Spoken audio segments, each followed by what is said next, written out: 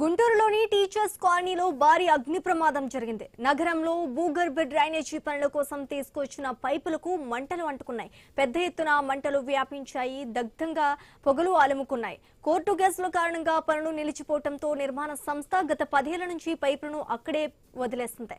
దీంతో పైపుల వద్ద భారీగా చెత్తా చెదారం పేరుకుపోయి ప్రమాదం జరిగింది.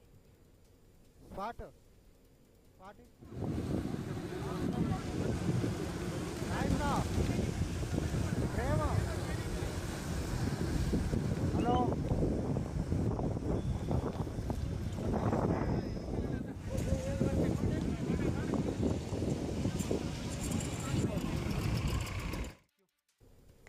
గుంటూరులోని టీచర్స్ కాలనీలో భారీ అగ్ని ప్రమాదం జరిగింది. నగరంలో భూగర్భ డ్రైనేజీ పనుల కోసం తీసుకొచ్చిన పైపులకు మంటలు అంటుకున్నాయి.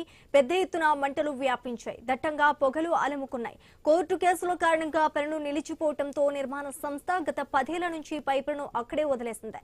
దీంతో పైపుల వద్ద భారీగా చెత్తా చెదారం పేరుకుపోయి ప్రమాదం జరిగింది.